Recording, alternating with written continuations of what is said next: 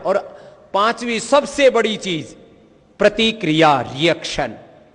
जैसा ही दूसरे ने थोड़ा अनादर किया, अपमान किया, नुकसान किया, वाणी से गलत बोला, गलत व्यवहार किया, कुछ भी गलत किया, तो तुरंत अगला भरा हुआ तैयार बैठा है। और फिर तर्क क्या देता है? अजी मैं गलत काम पर गुस्सा करता हूं, सही काम पर गुस्सा कौन करे दुनिया में? तर्क हमारे तर्क कुतर्क होता है हमारा उसमें।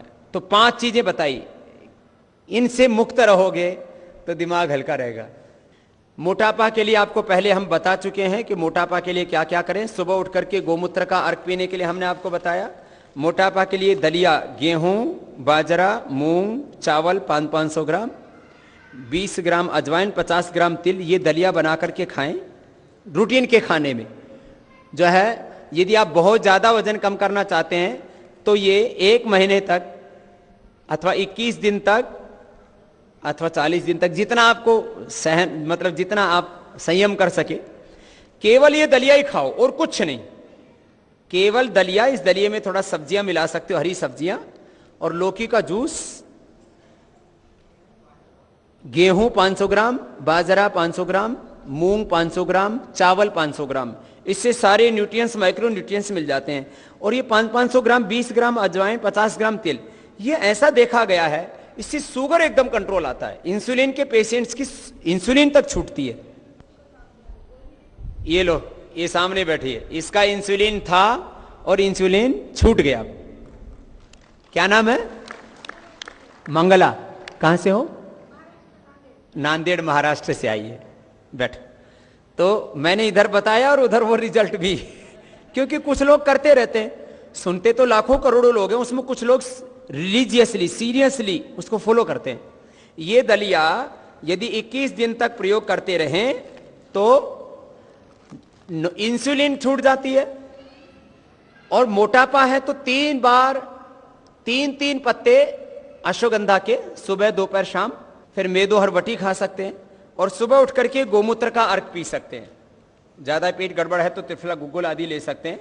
ये तो बताया उसके लिए। सूजन है शरीर में तो पुनर्नवादी मंडूर, ये तो बताया मैंने मोटापा के लिए। मोटापा को कम करने के लिए तो 10 अभ्यास हैं। थोड़ा दौड़ना, फिर साइड में झुकना, फिर क्रॉस करके झुकना, आगे पीछे झुकना, हाथों को सामने फैलाना, फिर बैठ करके 2 अभ्यास, चक्की घुमाना और क्रॉस करके पैर को छूना, फिर लेट करके अर्धलासन, पादवृत्तासन, द्विचक्रिकासन। ये 10 अभ्यास 10-10 बार करें और ऐसे 5 राउंड कर लें तो 50 बार हो गया। 1 घंटा लगेगा, मात्र 1 घंटा। और कपालभाति। मैं तो कहता हूं इसको जो मैंने बताया है ना, खाने वाला प्रयोग, ये व्यायाम वाला प्रयोग, एक भी रोगी, एक भी ऐसा व्यक्ति नहीं होगा, एक भी, किसी भी कारण से हो, चाहे जेनेटिक मोटापा हो, थायराइड के कारण से मोटापा हो, खान पान से, मेहनत न करने से, किसी भी कारण से मोटापा हुआ हो, धरती पर मोटा ना तो कोई भाई मिलेगा ना बहन मिलेगी। इतना जबरदस्त उपयोग है। क्यों? सर्जरी के बाद मोटापा बढ़ता हो, जेनेटिकली मोटापा हो, थायराइड के कारण से मोटापा हो, मेहनत न करने के कारण से, कोई भी मोटापा के 8-10 बड़े कारण हैं जो मैं पहले बता चुका हूं। किसी भी कारण से सर्जरी के बाद जो माताओं बहनों के पेट में लाइन लाइन सी हो जाती है, इधर भी लाइन लाइन हो जाती है, हाथों में भी ऐसे व्हाइट व्हाइट ऐसे लाइनिंग हो जाती है। इससे खास बात यह होगी, योग और ये जो उपयोग बता रहे हैं इसको साथ साथ करोगे तो आपको हार्मलेस वेट लॉस होगा।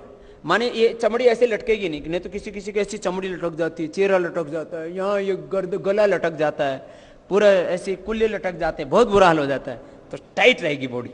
छोटा बच्चा है, मोटा है, छोटा बच्चा मोटा है तो कितनी उम्र का है? 5 साल का है, तो फिर एक एक ही पत्ता बतेरा है, उसके लिए एक एक पत्ता बहुत है। ये 3 पत्ते बड़ी उम्र वाले के लिए हैं, जो 18 साल के से ऊपर के हैं, एडल्ट हैं। ये मोटे आदमी के लिए अश्वगंधा के पत्ते भी बहुत अच्छे हैं। और घुटने में दर्द है तो वो योग में ज्यादा आसन ना करे, सूक्ष्म व्यायाम और कपालभाति प्राणायाम करे। और घुटनों के दर्द के लिए जो निर्गुंडी का रस, पारिजात का रस, एलोवेरा का रस, 3 तो रस और बाकी औषधियां अभी बताएंगे, वो पूरा प्रयोग करेंगे तो मोटा जो है वो दर्द कम हो जाएगा। घुटने के दर्द के लिए जो लाव बोलते हैं, लौकी बोलते हैं, घिया बोलते हैं, इसका दर्द अच्छा नहीं होता है, इसलिए इसका सूप बना के पिए, सब्जी बना के खाएं, दर्द में लौकी का जूस पीने से, इसको लाओ भी बोलते हैं, कोई लौकी बोलते हैं, दूधी बोलते हैं, सोरेकाई बोलते हैं। हाँ, तो इसको ठंडा होता है, इसलिए अस्थमा वालों को नहीं पीना चाहिए, सूप ही पीना चाहिए उनको। जोड़ों के दर्द वालों को सूप ही पीना चाहिए, है ना। अच्छा, एक बात सुनो जरा, जैसे मैं अभी बता रहा था तक्रकल्प, ऐसे ही 2-3 कल्प और होते हैं। जिनको यूरिक एसिड बढ़ा हुआ है उनको ये जूस बोलो या कल्प बोलो, तो कब्ज वालों के लिए तो बताया लौकी का जूस और नाशपाती का जूस। ऐसे ही मोटापा वालों के लिए तरबूज खाना, जूस गैस करता है ज्यादातर लोगों को, मैंने देखा, मैंने भी खुद पी के देखा कि तरबूजा का जूस पियो तो गैस करता है, तरबूजा खाओ तो पेट एकदम हल्का रहता है। तो मोटापा के लिए तरबूजा का प्रयोग कराते हैं। कैसे कराते हैं डॉक्टर साहब? मोटे रोगियों को तरबूजा कल्प कराते हैं। हाँ, और उसमें प्रतिदिन हम कहते हैं भाई जितनी इच्छा तुम खाओ, जितना भी खाना हो, चाहे 2 किलो खाओ, 3 किलो खाओ, क्योंकि वो कितना भी खाता है, पानी 1 किलो भी खाता है तो मात्र 160 कैलोरी उसको अंदर जाता है। इसलिए हाँ, खाना बंद कर देंगे, खाना बंद, सिर्फ तरबूज और सलाद। सलाद में ककड़ी है, खीरा है, टमाटर है, पपीता है, ये सब वजन को कम करने वाले आहार हैं। इसे कितना भी खाएंगे तो कोई ज़्यादा जो है ना आपका वजन बढ़ेगा नहीं, और इसको खाए बिना भी रहा जा सकता है, मतलब कि रोटी खाए बिना भी आप रह सकते हैं, और महीनों हम रखवाते हैं। अब एक डायबिटीज का रोगी था, उसको जो है डायबिटीज के रोगी के साथ साथ उसको 85 साल की उम्र थी, घुटने का दर्द था, ब्लड प्रेशर था, और 1 महीना हमने सिर्फ तरबूज पर रखा, और वह व्यक्ति का ब्लड शुगर भी ठीक हो गया, आपके डायबिटीज जो है ठीक, मतलब काफी आराम पड़ गया, और ये क्या नाम है, प्रेशर बिल्कुल नॉर्मल हो जाता है। तरबूज जो है ना ब्लड प्रेशर को कम करने में बहुत बड़ी भूमिका निभाता है, क्योंकि वो जबरदस्त डायूरेटिक का काम करता है, जो भी कचरा होता है शरीर को अच्छी तरह से निकाल बाहर करता है। कई लोगों पर हमने प्रयोग किया है तरबूज कल्प का, और डायबिटीज का नाम है, ब्लड प्रेशर जो है बहुत ही अद्भुत परिणाम आता है, और मोटापा के लिए तो है ही। और मोटापा के रोगियों के लिए जैसे क्या होता है, कई बार जैसे बेटियां कॉलेज से पढ़ के आती हैं तो कोका कोला, बर्गर, पिज्जा खा पी करके एकदम मोटी तगड़ी हो जाती हैं। अब माँ बाप कहते हैं तेरी शादी करनी है, तो बेटियां 6-6 महीने तक फिर खाना नहीं खाती, फिर चक्कर आके गिरती रही, फिर माँ बाप उठाएंगे उनको, बेटा खा ले, नहीं मम्मा फिर शादी नहीं होगी। तो वो शादी के चक्कर में बेटियां सब कुछ खाना बंद कर देती हैं। उनको आप तरबूज खिलाइए, सलाद थोड़ा आदि खिलाइए, इससे उनको न्यूट्रिएंट्स, माइक्रो न्यूट्रिएंट्स और एनर्जी मिलती रहेगी। उनको जो कैलोरी, जैसे डॉक्टर साहब ने कहा कि 1 किलो भी तरबूज खाएंगे तो 150 ग्राम उसमें कैलोरी मिलेगी, तो क्या दिक्कत है। फिर ये पत्ते, किसी किसी को अश्वगंधा के पत्ते खाने से ब्लड प्रेशर लो हो जाता है, इसका मतलब ये भी बढ़िया चीज है, अच्छी बात है। जिनको हाई बीपी हो तो ठीक रहेगा। कितनों को लो हुआ अश्वगंधा के पत्ते खाने से बीपी? यहां पर भी एक भाई आया हुआ था, जिस दिन मैं बता रहा था, तो बोले बाबा जी अश्वगंधा के पत्तों से बीपी लो हो गया मेरा। तो जिसका बीपी लो हो जाता हो तो मात्रा कम कर दे इसकी, 3 की बजाय 2 पत्ते खाए, 1 पत्ता खा ले। ये सबको नहीं होता, किसी किसी को। तो ये 3 पत्ते ऐसे लिए और इसको धो करके और खा लिया, सुबह नाश्ते से पहले, दोपहर खाने से पहले, शाम को खाने से पहले, 1 घंटा पहले, ऐसा। खैर, अब ये तो इसके लिए था तक्रकल्प, और आपको तरबूजा कल्प बता दिया मोटापा के लिए। एक है यूरिक एसिड बढ़ जाए, यूरिक एसिड बढ़ जाता है तो व्यक्ति बहुत परेशान हो जाता है, और उसके लिए जो दवाइयां हैं कोई नहीं है, तो उसके लिए पेठे का जूस। पेठे का मतलब ये आगरे का पेठा नहीं हो, मिठाई वाला, जिससे वो पेठा बनता है। क्योंकि डॉक्टर साहब ने एक बार बताया कि पेठे का जूस पियो, तो एक आदमी 1 किलो पेठा खरीद के ले आया और उसको घोट रहा और उसमें जूस निकाल रहा, फिर निकाल के बोले डॉक्टर साहब ये जूस तो बड़ा खतरनाक है, 1 किलो पेठे लेके आए, उसमें तो 100 ग्राम भी नहीं निकला। तो पेठा का मतलब वो जो व्हाइट कद्दू होता है ना, जिससे पेठा बनता है, वो गोल गोल होता है, वो गोल गोल।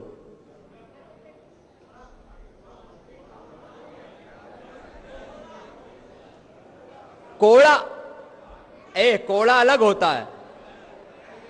एक कोला तो सीताफल हो गया जिसकी सब्जी खाते हो आप, हाँ गोल गोल ऐसे, हाँ अब समझ गए हो आप। तो जैसे तंबूरा बनता है ना, हाँ तंबूरा बनता है वो वाला। हाँ, उसको कितना जूस पीना है डॉक्टर साहब? ऐसे रोगी को हर एक 3-3 घंटे के बाद हम एक एक गिलास जूस देते हैं और 7-8 दिन में काफी अच्छा उसका बहुत शानदार रिजल्ट आता है। छिलके सहित पीते हैं ना जूस? छिलके समेत। नाशपाती का भी छिलके सहित ही पीते हैं जूस, लौकी का भी छिलके सहित पिए तो अच्छा है। अब कोई ज्यादा ही खराब हो रहा ऊपर से छिलका तो अलग बात है। हाँ। दिन में 3 बार 4 बार ले सकते, 3-4 बार ले सकते हैं। वो तो पानी होता है उसमें, तो कोई ये भी वजन को भी कम करेगा और यूरिक एसिड नहीं बल्कि आपको फैट को भी गलाता है, फैट को भी कम करेगा। फैट मेटाबॉलिज्म को जो है ना बहुत शानदार ढंग से जो है नियंत्रित नियोजित करता है। तो इसलिए जो है पेठे का रस जो है यूरिक एसिड को कम करने के लिए, यदि पेठा नहीं मिलता है तो फिर लौकी है, खीरा है, ये क्या है कि अल्कलाइन फूड है, तो ये उसका जो है ना तुरंत उसको निष्कासित भी करते हैं और एंटीडोट्स का काम करते हैं। लेकिन सबसे बढ़िया हमने प्रयोग किया है पेठे के रस का, तो पेठे का रस बहुत उपयोगी होता है इसमें। ये 3 चीजें मैं इसलिए बताई, लौकी का जूस और जो है वो उसका पहले नाशपाती का तो बता ही दिया था, और ये तरबूजा कल्प और ये पेठे वाला, ये बहुत प्रभावी रहता है। एक एक गिलास करके 250 ml सुबह दोपहर शाम 3 बार पी सकते हैं। और इसमें एक चीज और लिख लो, शतावर और अश्वगंधा। आपने भी प्रयोग किया ना डॉक्टर साहब? जी हाँ। शतावर और अश्वगंधा, ये दोनों ही 2-2 ग्राम ले ले और दूध के साथ या पानी के साथ जैसे भी अनुकूल आए लेते रहे। ये भी जबरदस्त लाभ करता है यूरिक एसिड में। सॉरी, अश्वगंधा जो है ना उसमें भी जिनके ईएसआर बढ़ जाता है, सीआरपी बढ़ जाता है, कमाल का मतलब असर करता है। तो ये किसी भी तरह की अर्थराइटिस में भी अश्वगंधा तो औषधि का काम करता ही है। कंप्लीट अर्थराइटिस के लिए किसी भी तरह का यूरिक एसिड बढ़ा हुआ है, आरए फैक्टर पॉजिटिव है, एएसओ पॉजिटिव है, ईएसआर बढ़ा हुआ है, पूरे शरीर में एक एक जॉइंट, कई बार तो क्या होता है टेस्ट सब नॉर्मल आते हैं और हाथ पैर ऐसे हो जाते हैं। एक बहन यहां पर आई हुई है, उसको जैसे बच्चा हुआ और जो है वो खराब हो गया बच्चा, उस बहन को उसी से हवा लग गई और तभी से ऐसे टेढ़ी मेढ़ी है, पति छोड़ दिया और अब पूरा शरीर बेकार। अब उसको एक थोड़ी सी हवा लग गई उस समय और बस वो पूरा अंगुलियां टेढ़ी, घुटने टेढ़े, ऐसी स्थिति। और मैंने तो ऐसी ऐसी स्थिति वाले 1-2 नहीं हजारों रोगी ठीक किए। प्राणायाम का अभ्यास और ये जो आयुर्वेद की औषधियां और थोड़ा और दे देते हैं ज्यादा बढ़ने पर 100% अर्थराइटिस के पेशेंट अच्छे होते हैं। कोलाइटिस भी है और यूरिक एसिड भी है। हाँ, तो उसमें ये जो 3 चीजें बताई थी पहले, जूस, हार श्रृंगार और एलोवेरा और जो है वो निर्गुंडी वाला, वो तो पीते ही रहें।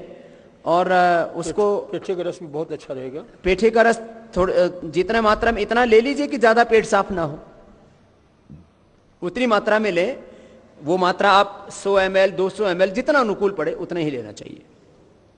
कई बार कई बीमारियां एक साथ होती हैं। अब अगली बीमारी के लिए आते हैं, मोटापा के बाद मधुमेह के लिए। मधुमेह के लिए एक तो सामान्य रूप से हम लोग मधुनाशिनी इसलिए दे देते हैं कि इससे पेनक्रियास के बीटा सेल्स को एक्टिवेट करने में मदद करती है। फिर ज़्यादा कमजोरी होती है तो शिलाजीत दे देते हैं साथ में, ये शुगर को भी कंट्रोल करती है, शरीर में ताकत भी आती है। फिर किसी किसी को यूरिन की प्रॉब्लम्स भी होती हैं, किडनी के ऊपर भी असर आता है, आंखों पर भी असर आता है, तो आंवला एलोवेरा भी इसलिए देते हैं कि फिर उसके कॉम्प्लिकेशन से बचा जाए। जिसको बहुत ज़्यादा कमजोरी रहती है, जोड़ों में दर्द भी रहता है शरीर में, तो किडनी के ऊपर भी असर आने लगता है, तो चंद्र प्रभावटी साथ में दे देते हैं। तो ये मधुनाशिनी और ये प्रयोग तो इसका हुआ। बाकी ये दलिया वाला मैंने प्रयोग बताया, ये गेहूं बाजरा मूंग चावल वाला दलिया तो मोटापा वालों के लिए, मधुमेह वालों के लिए, कोलेस्ट्रॉल वालों के लिए और हार्ट के रोगियों के लिए एक तरह से आहार के रूप में औषधि है, खाने के रूप में दवाई है एक तरह से। अब मधुमेह के लिए खीरा, करेला, टमाटर का जूस तो आपको बताते हैं, उसमें सदाबहार और नीम के पत्तों का प्रयोग कर लें, और कपालभाति, मंडूक, आसान आदि का नियमित रूप से। एक बात याद रखिए, जो शुगर के पेशेंट हैं वो सोचते हैं ना दवा खा करके हमारी तो शुगर नॉर्मल आ रही है जी। मैं आपसे एक प्रश्न पूछता हूं, दवा खाने से आपकी शुगर तो नॉर्मल आ रही है, फिर आंखों को बस असर क्यों हो रहा है? इसका मतलब ये दवाई कोई भी 4 घंटे से ज्यादा असर नहीं करती। मैंने कहा 4 से 6 घंटा, बस मैक्सिमम 8 घंटा। उसके बाद फिर क्या होता है, शुगर बढ़ती है, फिर आप दवा खाते हो फिर घटती है। इस फ्लैक्चुएशन में आपकी आंखें खराब होती हैं, आपके हार्ट के ऊपर असर आता है, आपकी किडनी खराब होती है, आपका नर्वस सिस्टम खराब होता है, आपके ब्रेन के ऊपर असर होता है, बहुत चीजों पर असर होता है इसका।